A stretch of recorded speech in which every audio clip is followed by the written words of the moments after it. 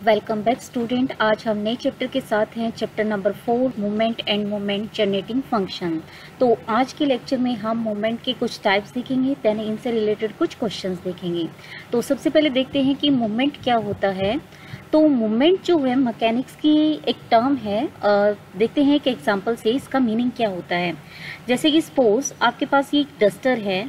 अब डस्टर पर हमने फोर्स इस तरीके से अप्लाई किया है कि जो ये डस्टर है वो ऊपर की तरफ मूव कर रहा है, कुछ इस तरीके से ऊपर की तरफ मूव करने लग रहा है। तो जो फोर्स है, फोर्स वो फिजिकल क्वांटिटी होती है जो बॉडी के मोशन को चेंज करने की काबिलियत रखती है। अगर बॉडी रेस्ट पे है तो वो उसे मोशन में ला सकती है, और अगर बॉडी मोशन में है तो उसे रेस्ट पर ला सकती है। तो फोर्स की वो काबिलियत जो बॉडी को रोटेट कर दे, उस काबिलियत को हम क्या कहते हैं, मोमेंट कहते हैं। तो जैसे कि हमने क्या करा, इसी डस्टर को इस बार हमने एक नीडल से बांध दिया, मतलब ये जो एंड है वो क्या कर दिया, फिक्स कर दिया है।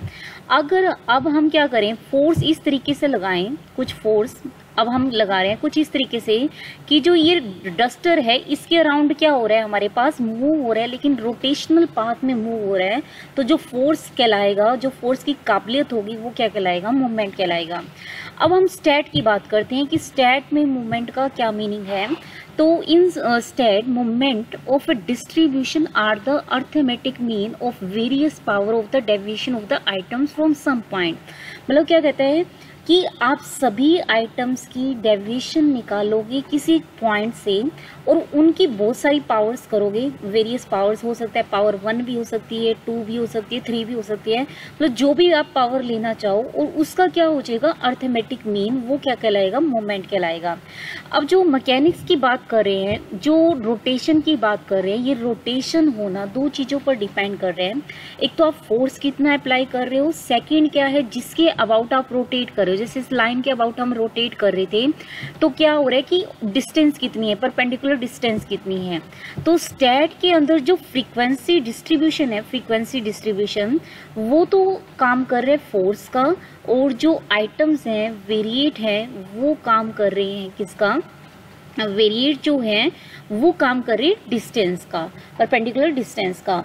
तो अब हम देखते हैं कि अब हमने कहा है ना कि स्टैट में मूवमेंट जो है वो डेविएशन लेनी है फ्रॉम सम पॉइंट। अब सम पॉइंट जो है वो मीन भी हो सकते हैं, एज्यूम्ड मीन भी हो सकते हैं, और ओरिजिन भी हो सकता है। तो इस पॉइंट के बेस पर मूवमेंट जो है 3 टाइप का होता है। तो मूवमेंट जो है 3 टाइप का है। एक तो है मूवमेंट अबाउट मीन, सबसे पहले मूवमेंट अबाउट मीन। सेकेंड है movement about assumed mean, and third है मूवमेंट अबाउट ओरिजिन। तो 3 टाइप होगी मूवमेंट की, movement about mean, movement about assumed mean, and movement about origin. This is not arithmetic mean, यहाँ पर इसका meaning होगा assumed mean. जो मूवमेंट अबाउट मीन होगा उसकी नोटेशन की जाएगी म्यू से, मूवमेंट अबाउट एज्यूम्ड मीन की नोटेशन की जाएगी म्यू डैश से, और जो मूवमेंट अबाउट ओरिजिन है उसकी नोटेशन की जाएगी न्यू से। तो सबसे पहले देखते हैं कि मूवमेंट अबाउट मीन क्या होता है। Movement about mean, movement about mean, movement about mean को सेंट्रल मूवमेंट भी बोला जाता है, सेंट्रल मूवमेंट, क्योंकि सेंटर के अबाउट है, अर्थमेटिक मीन है जो। अब क्या है कि सेंट्रल की बात करें तो इसमें क्या होगा, आपको क्या लेना था, मूवमेंट क्या कह रहा था कि डेविएशंस है आइटम्स की फ्रॉम सम पॉइंट, और सम पॉइंट यहाँ पर क्या है, मीन का काम कर रहा है, यानी डेविएशन है सम पॉइंट से, ठीक है। उनकी वेरियस पावर्स, मतलब जैसे कुछ पावर r मान लो, उसका अर्थमेटिक मीन, मान लो टोटल नंबर ऑफ टर्म्स आपकी n है, तो ये जो है ये होगा moment about mean mu r। मतलब क्या है, अगर आपको फर्स्ट मोमेंट अबाउट मीन निकालना है, यानी फर्स्ट सेंट्रल मोमेंट निकालनी है, तो जो म्यू1 है, म्यू1 क्या कहलाता है, first central moment, central moment. तो यहाँ r की वैल्यू हो जाएगी 1, यानी ये जो है ये बन जाएगा कुछ x minus x bar by में क्या हो जाएगा, total number of terms. Next है म्यू2, म्यू2 क्या कहलाएगा, सेकेंड सेंट्रल मोमेंट। तो ये अर्थमेटिक मीन तो होगा, लेकिन किसका, डेविएशंस के स्केयर्स का, ये हो गया हमारे पास। ठीक है। और जो म्यू 3 है, म्यू 3 क्या होगा, mu 3 is third central moment, central moment. तो थर्ड सेंट्रल मोमेंट क्या हो जाएगा, पावर 3 का, ठीक है। और म्यू 4 हो गया आपका फोर्थ सेंट्रल मोमेंट। तो ये अर्थमेटिक मीन हो गया डेविएशंस की पावर 4 का। तो ये फर्स्ट मोमेंट है, second moment, third moment, fourth, इस तरीके से आप फिफ्थ, सिक्स्थ बहुत सारी निकाल सकते हो। लेकिन जो हम क्वेश्चंस में डील करेंगे ओनली इन 4 मोमेंट के साथ डील करेंगे, first central moment, second central moment, third and fourth central moment. अब आप देख सकते हो जो फर्स्ट सेंट्रल मोमेंट है वो क्या हो रही है, x minus x bar by n. अब हम इसको खोल के देखते हैं, कुछ आपका x minus x bar by n ये दिया हुआ था, mu 1 is equal to x minus x bar by में n। इसको आप अलग कर सकते हो, mu summation x by n minus में समेशन x बार बाय में n। यहाँ एक्साइज ही होते हैं क्योंकि वेरिएट आपके चेंज होते रहते हैं, लेकिन अर्थमेटिक मीन जो है वो चेंज नहीं हो रहा है।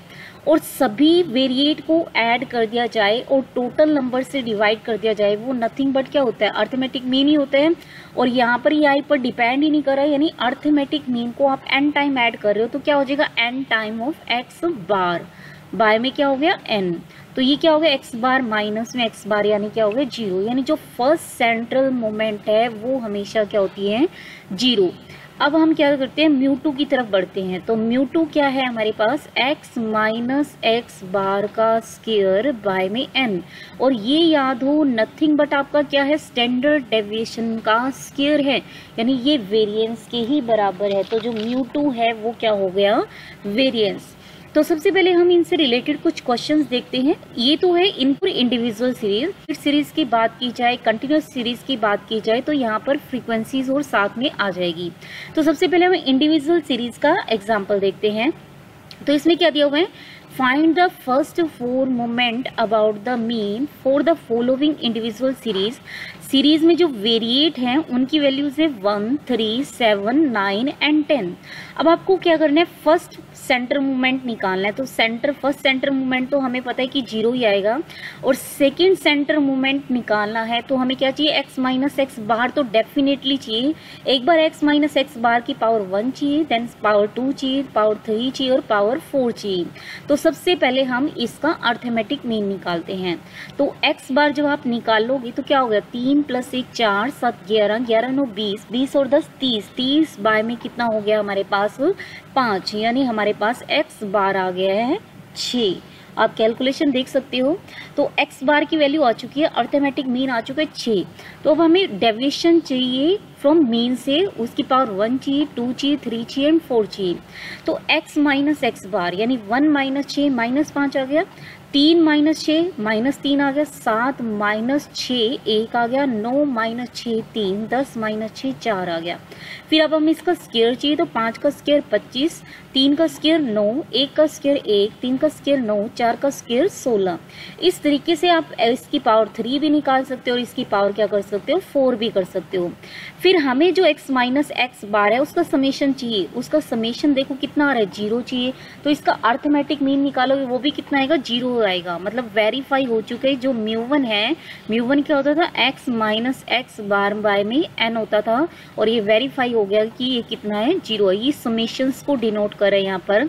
तो म्यू 2 की वैल्यू देखते हैं। म्यू 2 क्या है, समेशंस तो होता है लेकिन किसका, स्क्वायर्स का, बाय में n। तो स्क्वायर्स हमारे पास कितनी है, सम इसका कितना है 60, बाय में टोटल नंबर ऑफ टर्म्स कितनी है 5, यानी कितना आ गया 12। अब बात करते हैं म्यू 3 की। म्यू 3 के लिए पावर कितनी हो जाती है 3, तो 3 का सम हो गया हमारे पास माइनस का 60, बाय में क्या हो गया total number of terms, total number of terms कितनी होगी 5, यानी माइनस का जो 12 है वो क्या हो गया है थर्ड सेंट्रल मोमेंट म्यू 3। और जो नेक्स्ट जो म्यू 4 है, म्यू 4 क्या हो गया हमारे पास पावर 4 का, यानी 1044 डिवाइडेड बाय 5। इसको आप सोल्व कर सकते हो और इसकी वैल्यू कुछ आ जाएगी 208.8। तो ये इंडिविजुअल सीरीज का एग्जांपल था जिसमें हमें 4 सेंट्रल मोमेंट निकालनी थी या कहीं मोमेंट अबाउट मीन निकालनी थी। अब हम नेक्स्ट एग्जांपल लेते हैं डिस्क्रीट सीरीज का। तो डिस्क्रीट सीरीज में एग्जांपल दिए हुए हैं, एग्जांपल करते हैं कंटिन्यूअस सीरीज का।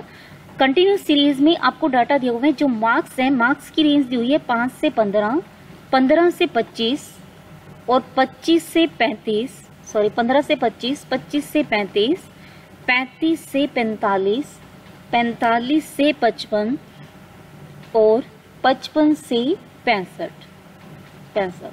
और जो नंबर ऑफ स्टूडेंट हैं वो हैं 10, 20, 25, 20, 15 और 10, ये दिया हुआ है। ठीक है, तो कंटिन्यूअस का केस है, तो कंटिन्यूअस के केस में हम देखते हैं, तो ये तो हो गए नंबर ऑफ स्टूडेंट और ये है उनके मार्क्स। तो हमें क्या करना है इस क्वेश्चन में, आपको फर्स्ट 4 सेंट्रल मोमेंट निकालनी है। तो सबसे पहले कंटिन्यूअस सीरीज में आप एक्साइज निकालोगे, वेरिएट निकालोगे। वेरिएट हमें पता है कि अपर और लोअर लिमिट का अर्थमेटिक मीन होता है, यानी 15 और 5 20 हो गया, 20 बाई में 2 यानी कितना हो गया 10, 10 के बाद देन आएगा आपका 20, 20, 30, 40, 50, 60, ये हो गया एक्सरसाइज। तो ये इनकी होगी करेस्पोंडिंग फ्रीक्वेंसीज। अब हमें सबसे पहले तो अर्थमेटिक मीन चाहिए, तो अर्थमेटिक मीन के लिए हमें FI इंटू में XI चाहिए। तो FI इंटू में XI आप निकाल सकते हो, कितना आ जाएगा 100 और ये आ जाएगा 400 और ये 25 गुना में 30, ये आ जाएगा 750, देन आपका आ जाएगा 800, देन अगेन आपका 750 और देन आ जाएगा 600। इस सब का समेशन कर दो, समेशन कितना आ जाएगा 3400 आ जाएगा। तो जो मीन है, मीन की वैल्यू निकालने तो वो क्या होती थी, समेशन FI XI बाय में टोटल नंबर ऑफ टर्म्स। तो टोटल नंबर ऑफ टर्म्स यानी टोटल फ्रीक्वेंसीज को आप ऐड करोगे, इसकी वैल्यू आ जाएगी 100। तो 3400 बाय में 100 हो गया, यानी जो अर्थमेटिक मीन है वो आपका आ गया है 34 आ गया है। सही है। अब हमारे पास फर्स्ट तो क्लियर है कि μ1 क्या आएगा 0, तो μ2 μ3 μ4 ही निकाल लेते हैं। तो μ2 μ3 μ4 निकालना है तो एक तो x माइनस एक्स बार का स्क्वायर चाहिए, देन क्यूब। इससे बेटर होगा कि x माइनस एक्स बार ही निकाल लेते हैं। तो x माइनस एक्स बार यानी 10 माइनस 34 यानी माइनस का 24। नेक्स्ट है 20 माइनस 34 यानी माइनस 14, देन माइनस 4 और फिर हो गया आपका 6 और फिर हो गया 16 और फिर हो गया 26। फिर अब हम इसका क्या चाहिए, स्क्वायर चाहिए सेकंड सेंट्रल मोमेंट के लिए। तो 24 हो गया। अब हमारे पास क्या है, इन केस ऑफ फ्रीक्वेंसी डिस्ट्रीब्यूशन है। तो फ्रीक्वेंसी डिस्ट्रीब्यूशन में क्या करोगे, आप इनकी करस्पॉन्डिंग फ्रीक्वेंसी से और मल्टीप्लाई करोगे, यानी FI into x minus x bar का स्क्वायर करोगे। तो एक्स बार का जब स्क्वायर करोगे 24 का स्क्वायर हो जाएगा 576, 576 गुना में 10 तो ये हो जाएगा कुछ 5760। फिर आप निकाल सकते हो 3920, फिर आ जाएगा कुछ 400, फिर आ जाएगा 720 और फिर आ जाएगा 3840, 6740। और जब आप इनका सम निकालोगे वो कुछ 21400 आ जाएगा। ठीक है, आपको क्या करना है, डिस्क्रीट हो या कंटिन्यूस सीरीज हो, आपको फ्रीक्वेंसी से मल्टीप्लाई जरूर करना है। जो भी पावर्स आ रही हैं, जैसे ये जो पावर है उनकी फ्रीक्वेंसी से मल्टीप्लाई किए हैं। नेक्स्ट आप क्या निकालोगे, FI इंटू में x माइनस एक्स बार का क्यूब। तो अब x बार का क्यूब जब हम निकालोगे तो ये x माइनस एक्स बार आ गया, इसका जब आप क्यूब निकालोगे उसको उसकी फ्रीक्वेंसी से मल्टीप्लाई करना है। इसकी वैल्यू आ जाएगी कुछ -3813824 कैलकुलेशन सॉल्व कर सकते हो। 54880 देन -1600 4320 देन 61440 17560 और इसका जो सम है वो आ जाएगा 46800। इसी तरीके से आप क्या निकाल सकते हो, फोर्थ सेंट्रल मोमेंट के लिए आपको फाइंड आउट करना होगा FI इंटू में x माइनस एक्स बार की पावर 4। तो सबसे पहले हम सेकंड की बात करते हैं, μ2 की बात करते हैं। तो μ2 आपका कितना हो गया है, μ2 is equal to summation f(x - x bar का स्क्वायर, यानी 214 हो गया और 2 जीरो होगी। बाय में टोटल नंबर ऑफ टर्म्स कितनी होगी, 100 हो गई, यानी जो μ2 है, μ2 की वैल्यू कितनी आ गई है, 214। अब आप μ3 निकाल सकते हो। μ3 के लिए हमें क्या चाहिए, क्यूब वाले का सम चाहिए, तो यानी 4 6 8 00, उसको जब आप 100 से डिवाइड करोगे तो μ3 की वैल्यू आ जाएगी, कितनी आ जाएगी, 468। इस तरीके से जब आप पावर 4 वाला करोगे तो आपका क्या आ जाएगा, 4 सेंट्रल मोमेंट आएगा। नेक्स्ट अब हम करते हैं, अभी तो हमने किया मोमेंट अबाउट मीन, नेक्स्ट है moment about assumed mean, moment about assumed mean।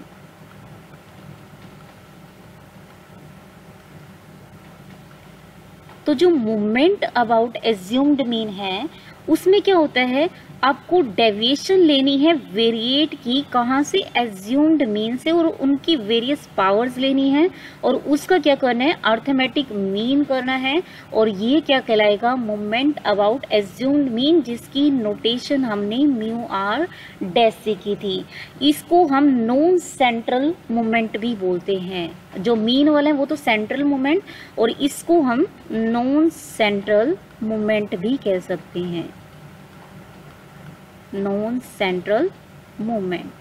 तो म्यू आर डैश जो है, तो फर्स्ट नॉन सेंट्रल की बात करें तो mu one dash, sorry, this is first non central moment, या कहीं first central first moment about assumed mean. तो यानी हमारे पास क्या हो गया, mu one dash is equal to x minus a by में क्या हो गया, n। म्यू टू डैश की बात की जाए तो म्यू टू डैश कितना हो जाएगा, x माइनस ए का डेविएशन का क्या लेना है, स्क्वायर्स लेना है। देन म्यू थ्री की बात की जाए, म्यू थ्री डैश की, तो दिस इज x माइनस ए का क्या हो जाएगा, क्यूब बाय में n हो जाएगा। और जो फोर्थ नॉन सेंट्रल मोमेंट है म्यू फोर डैश, ये क्या हो जाएगा, डेविएशन की पावर 4 लेनी है, उसका अर्थमेटिक मीन। तो पहले हम इनसे रिलेटेड कुछ क्वेश्चन देखते हैं, लेकिन पहले हम यहाँ से कुछ ऑब्जर्व करते हैं। तो म्यू वन डैश जो है वो क्या हो गया हमारे पास, म्यू वन डैश कितना था, summation x minus a by में n, यही है, सही है। तो अलग अलग कर दो, समेशन x बाय में n माइनस में क्या हो गया, समेशन a बाय में n, अगेन ये कांस्टेंट है, और ये आपका अर्थमेटिक मीन होता है x बार माइनस में क्या हो गया a, this is equal to mu one dash. तो म्यू वन डैश की वैल्यू आ गई है, कितनी आ चुकी है, x बार में से क्या घटा दो आप, a घटा दो, तो यही बनेगा, ठीक है। अब नेक्स्ट अब हम देखते हैं इसके कुछ एग्जाम्पल है हमारे पास। इसमें क्या पूछा हुआ है, find out the first 4 moment about assumed mean. Assumed mean जो है इसमें 4 बोल रखा है कि 4 के अबाउट आपको first 4 non central moment find out करनी है। तो इस क्वेश्चन में जो वेरिएट है x दिया हुआ है, ये उनकी करस्पॉन्डिंग फ्रीक्वेंसी दी हुई है, और एज्यूम्ड मीन मेंशन किया हुआ है कि कितना है, हमारे पास 4 है। तो हमें ये पता है कि डेविएशन लेनी है कहाँ से, एज्यूम्ड मीन से। एज्यूम्ड मीन कितना है, 4 है, तो आप डेविएशन निकाल सकते हो। 1 माइनस में 4 कितना आ गया है हमारे पास, -3, देन 2 माइनस 4 ये हो गया है -2, then 3 minus 4 this is -1, and 0 1 2 और 3। अब क्या चाहिए, इसकी वेरियस पावर चाहिए, यानी x माइनस ए बार का स्क्वायर चाहिए। तो x माइनस ए बार का जब स्क्वायर चाहिए तो हमारे पास कितना आ जाएगा, 9 आ जाएगा। But in case of frequency distribution आपको उसकी फ्रीक्वेंसी से मल्टीप्लाई भी करना होगा। तो ये तो हो गया 9 इंटू में 2 हो गया 18, देन 4 इंटू में 9 दिस इज 36, और ये हो गया 25, और ये हो गया 0, देन ये हो गया 20, ये हो गया 32, एंड ये हो गया 9। तो इसका जब हम समेशन निकालेंगे, तो इसका समेशन जब आप फाइंड आउट करोगे तो इसका समेशन आप देख सकते हो कि कितना आएगा, कुछ 140 के करीब आएगा। कैलकुलेशन आप देख सकते हो, कैलकुलेशन में भी हो सकता है गलत हो, कैलकुलेशन फाइंड आउट कर लेना कि 140 सम आ जाएगा। देन आपको क्या चाहिए, f इंटू एक्स माइनस ए का क्यूब। तो जब आप f इंटू एक्स माइनस ए का क्यूब करोगे ये हो जाएगा -27 इंटू में 2 यानी कुछ -54, देन -72, -25, 0, 20, 64 एंड 27। अब आपको चाहिए frequency into x minus a raise to the power 4। तो जब इसको सोल्व करोगे ये कुछ आ जाएगा 162, फिर आ जाएगा 144, फिर आ जाएगा 25, फिर 0, फिर 20, फिर आ जाएगा 128 और फिर आ जाएगा आपका 81। तो जब आप इसका समेशन निकालोगे इस क्यूब्स का ये तो आ जाएगा -40 और जब इसका समेशन निकालोगे समेशन आ जाएगा 560। एक आपको क्या चाहिए, f इंटू में x माइनस ए बार भी चाहिए फर्स्ट नॉन सेंट्रल मोमेंट के लिए, f इंटू एक्स माइनस में ए, सही है। तो f इंटू एक्स माइनस ए करोगी तो ये आ जाएगा -6, -18, -25, ये हो गया 0 हो गया, ये हो गया 20, ये हो गया 16 और ये हो गया है 3। इसका जब आप समेशन निकालोगे कितना आ जाएगा, समेशन आप फाइंड आउट कर सकते हो -10 के करीब आ जाएगा, -10 आ जाएगा। तो देख सकते हो यहाँ पर ये μ1 डैश जो है वो 0 नहीं है। इन केस ऑफ सेंट्रल मोमेंट वो 0 था, but in case of non central moment ये 0 नहीं है। तो फर्स्ट नॉन सेंट्रल मोमेंट निकाले μ1 डैश, तो μ1 डैश कितना आएगा, होगा f एक्स माइनस में a बाय में total number of terms. Total number of terms जब इसको आप ऐड करोगे 100 आएगा, यानी बाय में 100, तो ये हो गया -10 बाय में 100 यानी ये हो गया -1/10। तो μ2 डैश आप निकाल सकते हो, μ2 डैश कितना हो जाएगा, स्क्वायर लेना है डेविएशन का, x माइनस ए का स्क्वायर बाय में 100। तो स्क्वायर का सम कितना है 140, 140 बाय में 100, 14 बाय में 10 आ गया। μ3 डैश जब आप निकालोगे डेविएशन का क्यूब लेना है, यानी -40 बाय में कितना हो गया 100। μ4 डैश जब आप निकालोगे ये आ जाएगा 560 बाय में क्या आ जाएगा 100 आ जाएगा। तो ये था किसका, मोमेंट अबाउट एज्यूम्ड मीन का। नेक्स्ट अब हम रिलेशन एस्टेब्लिश करेंगे between moment about assumed mean end moment about mean.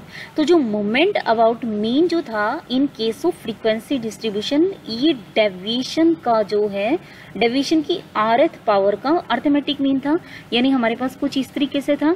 अब हमें इसे कन्वर्ट करना है फ्रॉम एज्यूम्ड मीन। तो आप कर सकते हो fi xi माइनस में एज्यूम्ड मीन ऐड कर दो और एज्यूम्ड मीन सब्ट्रैक्ट कर दो, ये बन जाएगा कुछ। बाय में क्या हो गया, टोटल नंबर ऑफ टर्म्स जो कि हमारे पास कितनी है, n है। इसको आप अलग अलग कर दो तो ये कितना आ जाएगा, समेशन fi xi माइनस में a, सही है, और ये हो जाएगा बाय में n, sorry not n, xi minus a minus x bar minus a raise to power r by में क्या हो गया n। यानी आपका कुछ इस तरीके से बन गया, summation fi xi minus a, सही है, और माइनस हो गया x bar minus a raise to the power r by में क्या हो गया n। अब जब हमने फर्स्ट नॉन सेंट्रल मोमेंट जो देखा था, फर्स्ट नॉन सेंट्रल मोमेंट, इसकी μ1 डैश की वैल्यू कितनी थी, x बार माइनस में a। तो यहाँ क्या x बार माइनस में a ही है, यानी ये क्या है, फर्स्ट नॉन सेंट्रल मोमेंट है। तो इसकी जगह आप क्या पुट कर सकते हो, fi xi minus assumed mean, minus में क्या रख सकते हो इसको, μ1 डैश, और raise to the power r हो गई डिवाइडेड बाय n हो गया। अब नेक्स्ट आप बाइनोमियल एक्सपेंशन जब इसका खोलोगे तो μr dash is equal to क्या हो जाएगा, जब इसको आप सोल्व करोगे this is equal to total number of terms हो गई, और ये हो जाएगा समेशन fi, ये हो जाएगा, यहाँ पर आप खोल के देख सकते हो, xi minus a raise to the power r, binomial expansion खोलना है, सही है। माइनस में क्या हो जाएगा, RC1 xi minus a raise to the power r minus 1 into में क्या हो जाएगा, μ1 डैश। सही है। फिर हो जाएगा plus RC2 xi minus a raise to the power r minus 2 μ1 dash का क्या हो गया है, स्क्वायर।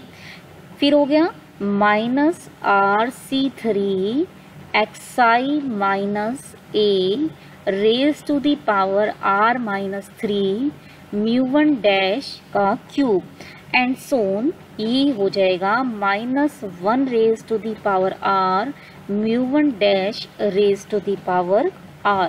अब आप क्या कर सकते हो, इनकी करस्पॉन्डिंग फ्रीक्वेंसी से मल्टीप्लाई कर सकते हो।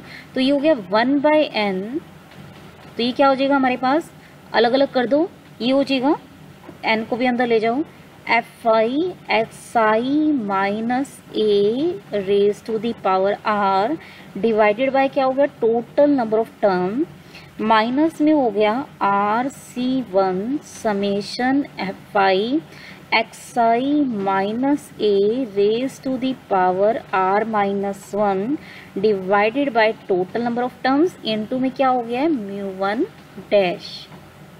नेक्स्ट हो गया है प्लस RC2 μ1 डैश का स्क्वायर और ये हो गया है summation fi xi minus a raise to the power r minus 2 divided by n। फिर हो गया एंड सोन, आप जब आप इसको सोल्व करोगे ये हो जाएगा minus 1 raise to the power r fi by में total number of terms n और μ1 dash raise to the power कितना हो गया, r। अब आप देख सकते हो जो समेशन fi है वो टोटल नंबर ऑफ टर्म्स ही आएगी, यानी n आएगी, n से n कट जाएगा, यानी ये μ1 dash raise to the power r होगा। और डेविएशन लेनी है एज्यूम्ड मीन से, उनकी वेरियस पावर का अर्थमेटिक मीन, वो क्या होता था, मोमेंट अबाउट मीन होता था। यानी ये जो है म्यू डैश, जो म्यू r डैश हो जाएगा, जैसे कि हमारे पास μ1 डैश था, μ2 डैश था, तो ये म्यू r डैश है और ये म्यू r माइनस 1 डैश है, ये म्यू r2 डैश है। तो म्यू r सोल्व करने के बाद म्यू r की वैल्यू आ जाएगी mu r dash minus RC1 mu r minus 1 dash μ1 dash plus RC2 mu r double dash. सही है। माइनस में हो जाएगा 2 μ1 डैश स्क्वायर, माइनस में हो जाएगा 3C3 mu r minus 3 dash μ1 dash का क्यूब एंड सोन। इसको जब आप सोल्व करोगे minus 1 raise to the power r μ1 dash की पावर r आ जाएगी। तो इसको सोल्व कर सकते हो।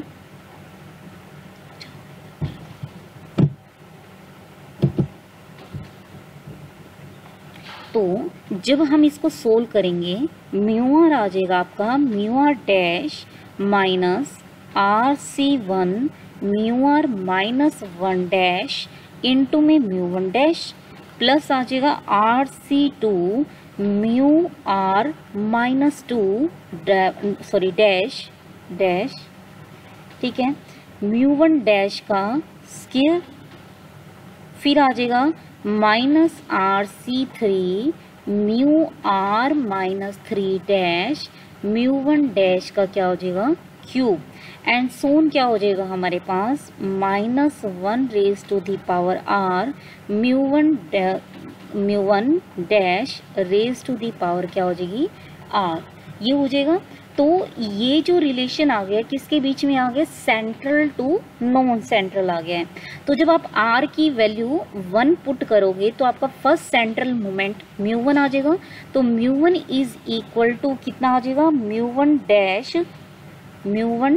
डैश, ठीक है, μ1 dash raise to the power क्या हो जाएगी, r। ये हो जाएगा। तो ये जो रिलेशन आ गया किसके बीच में आ गया, सेंट्रल टू नॉन सेंट्रल आ गया है।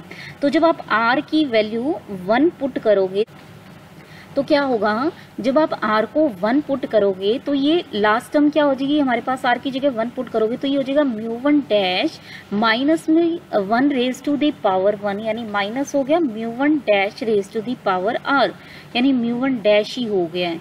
तो यानी फर्स्ट सेंट्रल मोमेंट कितनी आ गई है, 0 हो गया है। तो यानी फर्स्ट सेंट्रल मोमेंट कितनी आ गई है, 0। सही है। अब आपको निकालना है r की जगह क्या करना है, 2 पुट करना है। r की जगह जब 2 पुट करोगे तो ये हो जाएगा μ2 is equal to μ2 dash minus 2c1, 2c1 is 2 mu r minus 1, यानी μ1 डैश इंटू में μ1 डैश, और लास्ट टर्म हो जाएगी minus 1 raise to the power r, that is minus 1 raise to the power 2, यानी प्लस साइन, और μ1 dash raise to the power 2। तो ये भी μ1 डैश का स्क्वायर है, ये भी μ1 डैश का स्क्वायर है, तो इसकी वैल्यू आ जाएगी μ2 डैश μ1 डैश का स्क्वायर। सेम आप थर्ड सेंट्रल मोमेंट निकाल सकते हो, μ3 is equal to μ3 dash minus में 3 μ2 डैश μ1 डैश प्लस क्या आ जाएगा 2 टाइम ऑफ μ1 डैश का cube, and μ4 is equal to आ जाएगा कुछ μ4 डैश माइनस में 4 time of μ3 dash μ1 dash plus 6 time of μ2 dash μ1 dash का square minus 3 time of μ1 dash raise to the power 4, और ये आ जाएगा μ4। तो यानी हमारे पास ये रिलेशन एस्टेब्लिश हो गई है between central moment and non central moment में। अब हम उल्टा भी निकाल सकते हैं, यानी आप क्या कर सकते हो, μr डैश ऐसे लिखोगे fi xi minus a raise to the power r by में n, यहाँ x बार ऐड कर दो, x बार सब्ट्रैक्ट कर दो, तो μr dash in term of μr आ जाएगा। मतलब जैसे हमने μ1 डैश तो निकाला ही था, μ1 डैश कितना होता था, x बार माइनस में a होता है। μ2 डैश की बात की जाए, μ2 डैश आप यहाँ से निकालो इस रिलेशन से, μ2 डैश कितना हो गया, μ2 प्लस μ1 डैश का स्क्वायर, μ2 प्लस μ1 डैश का स्क्वायर। सही है, μ2 प्लस μ1 डैश का स्क्वायर। अब आप μ1 डैश निकाल चुके हो और μ2 की वैल्यू आपको μ2 की वैल्यू गिवन है, तो आप क्या कर सकते हो, μ2 डैश निकाल सकते हो। अब हमें निकालना है μ3 डैश। अब चाहो तो μ1 डैश की जगह क्या कर सकते हो, μ2 प्लस में x बार माइनस a का स्क्वायर लिख सकते हो, कोई दिक्कत नहीं है। μ3 डैश आप निकालो तो μ3 डैश यहाँ से देखो, μ3 डैश कितना आ जाएगा, μ3 ठीक है plus 3 time of μ2 dash μ1 dash minus 2 time of μ1 dash का क्यूब। μ3 पता ही है, μ2 डैश यहाँ से निकल गया, μ1 डैश भी निकल चुका है, तो इस तरीके से μ3 डैश निकल जाएगा। सेम आप क्या निकाल सकते हो, μ4 डैश निकाल सकते हो।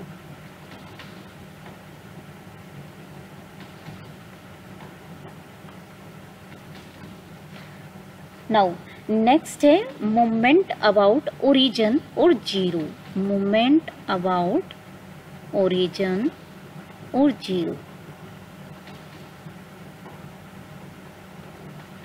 तो इसके अंदर क्या है, आपको क्या लेनी है, डेविएशन लेनी है, लेकिन डेविएशन कहाँ से लोगे आप, जीरो के अबाउट लोगे।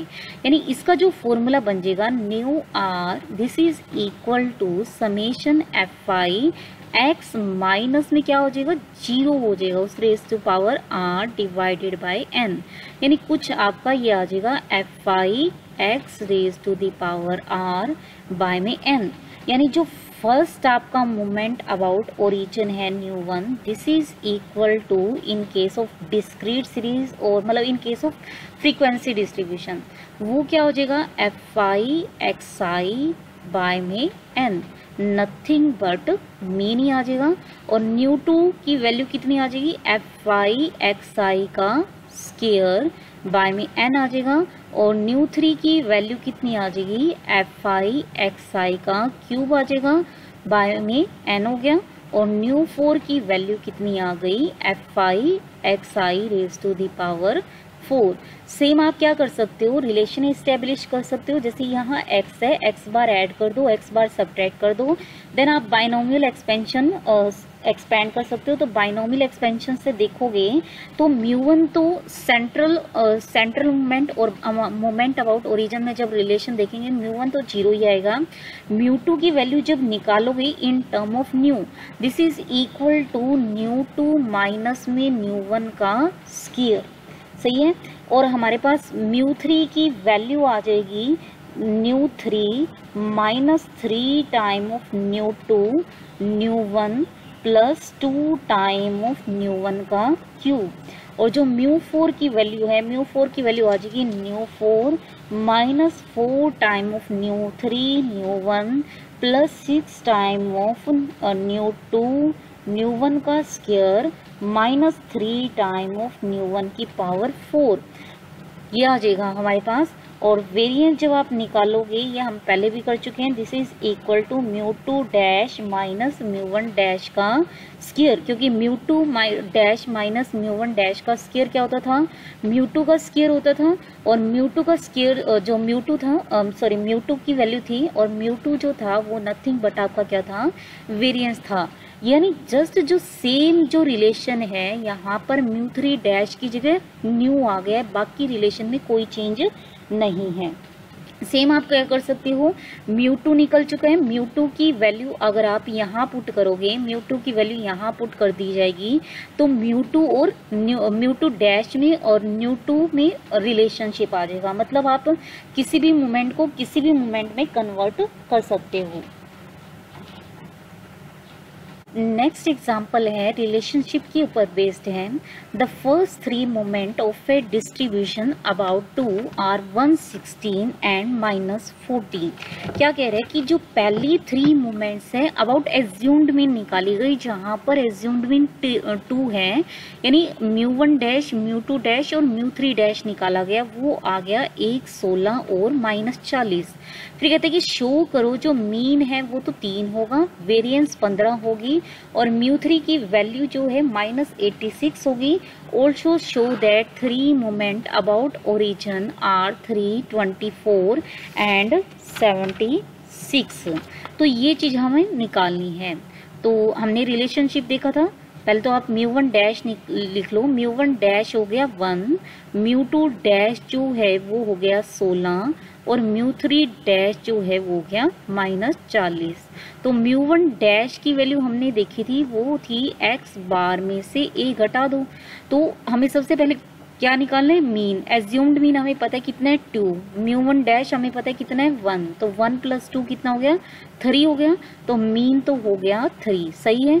वेरिएंस याद हो, वेरिएंस जो होता था म्यू2 होता था, और म्यू2 की value in terms of non central moment वो होती थी म्यू2 डैश माइनस म्यू1 डैश का स्क्वायर। अब म्यू2 डैश इन्होंने दिया हुआ है वो कितना है, 16 है, माइनस म्यू1 डैश का स्क्वायर 1 यानी 15 आ गया। तो वेरिएंस की वैल्यू कितनी आ चुकी है, 15, सही है। अब हमें क्या निकालना है, म्यू3 निकालना है। म्यू3 निकालोगे वो आ जाएगा म्यू3 डैश -3 म्यू2 डैश म्यू1 डैश प्लस 2 टाइम ऑफ म्यू1 डैश का क्यूब। अब म्यू3 डैश आपको दिया हुआ है -40 और फिर -3 टाइम म्यू2 डैश यानी 16 इंटू में 1 प्लस 2, यानी इसको जब आप सोल्व करोगे इसकी वैल्यू आ जाएगी -86। फिर क्या कह रहे हैं, also show that 3 moment about x is equal to 0 are 3, 24 and 76। अब आप क्या कर सकते हो, या तो ये वाला रिलेशन निकाल सकते हो कि जो v1 है, v1 वो होता है x बार, और जो v2 है वो होता है म्यू2 प्लस x बार का स्क्वायर।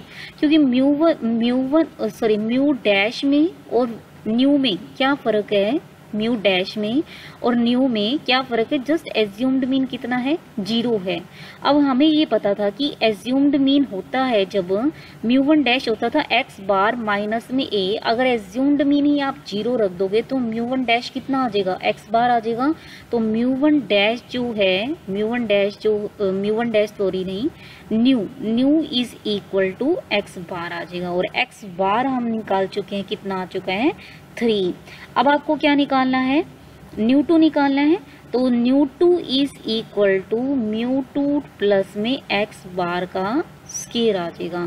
सेम रिलेशन आप इस्टेब्लिश कर सकते हो जैसे कि हमने फॉर्मूले में निकाला था, इससे पहले जो हमने फॉर्मूला डिराइव किया है। बस आपको ये ध्यान रखना है कि यहाँ पर ए क्या रखना है, आपको 0 रखना है। जब आप ए को 0 रख के चलोगे तो न्यू टू की वैल्यू आ जाएगी म्यू टू प्लस में एक्स बार का स्केयर। तो म्यू टू हम निकाल चुके हैं इधर से, म्यू टू की वैल्यू जो थी वेरिएंस थी, वेरिएंस कितनी आ गई थी, 15। तो 15 प्लस ये एक्स बार का स्केयर मतलब 3 का स्केयर, और ये थी फर्स्ट मोमेंट अबाउट ओरिजिन यानी 9, तो ये कितना आ गया आपका 24। सेम आप न्यू 3 निकालोगे, न्यू 3, तो न्यू 3 कितना आ जाएगा, mu 3 plus 3 time of mu 2 into में एक्स बार प्लस एक्स बार का क्यूब। एक्स बार की जगह आप म्यू 1 भी पुट कर सकते हो, कोई दिक्कत नहीं है। सारी वैल्यूज हमें पता है, म्यू 3 हम निकाल चुके हैं इस फॉर्मूले से, -86 आ गया है, म्यू 2 आ गया, एक्स बार आ गया। जब आप इसको सोल्व करोगे, पुट करोगे तो आंसर आ जाएगा 76। तो आज के एग्जाम्पल में हमने किया, जो मोमेंट है इन टर्म ऑफ मैकेनिक्स की बात करें, वो फोर्स की कैपेसिटी है, मतलब फोर्स की कितनी काबिलियत है एक बॉडी को रोटेट करने की, वो आपका मोमेंट था। और स्टैटिस्टिक्स में बात करें तो क्या होता है कि आप डेविएशन लोगे फ्रॉम ए पॉइंट, मीन भी ले सकते हो, ओरिजिन भी ले सकते हो, और अबाउट एनी पॉइंट जिसे हम एज्यूम्ड मीन कह रहे हैं, तो क्या कर सकते हो, इन सभी तरीके से आप निकाल सकते हो। उनकी वेरियस पावर्स लेनी होती है और उसका क्या करना है, अर्थमेटिक मीन करना है। तो इसी बेस पर 3 टाइप का था, moment about mean, moment about assumed mean end moment about origin. अगर आप ए 0 ले लोगे तो हमारे पास आ जाएगा मोमेंट अबाउट ओरिजिन, जिसे हम न्यू से डिनोट कर रहे थे। अगर ए आप मीन ले लोगे तो आ जाएगा मोमेंट अबाउट मीन, जिसको हम न्यू से डिनोट कर रहे थे। और ए अगर कोई भी पॉइंट है अदर देन एक्स बार और हमारे पास ओरिजिन, देन हम इसको डिनोट कर रहे थे न्यू आर डैश से। तो अब हमारे पास क्या है, अगर बहुत ज़्यादा आपकी कैलकुलेशन बढ़ जाए तो आप स्टेप डेविएशन से भी निकाल सकते हो। मतलब बात करें सबसे पहले सेंट्रल मोमेंट की बात करें तो सेंट्रल मोमेंट होता था F5 x माइनस में x bar raise to the power r divided by n। अगर हम स्टेप डेविएशन से करें तो ये हो जाएगा F5 xi माइनस में u, सही है, xi माइनस u बाय में टोटल नंबर ऑफ टर्म्स, लेकिन आपको कॉमन फैक्टर मल्टीप्लाई करना होगा। ui जो है आप लोगों को याद होगा xi माइनस एज्यूम्ड मीन होता था डिवाइडेड बाय h को या i को, i हम यहाँ यूज़ कर चुके हैं तो इसलिए हमने h यूज़ कर लिया, ठीक है। अगर हम बात करें, ये थी आपकी म्यू आर निकाल सकते हो या म्यू आर डैश, जो भी आप सुटेबल लगी उस फॉर्मूले से कर सकते हो। तो ये हमारा कैलकुलेशन बचाने के लिए था, और म्यू आ गया तो आप म्यू आर डैश निकाल सकते हो रिलेशनशिप से, और न्यू भी निकाल सकते हो। तो ये था आज का हमारा topic. So thank you students.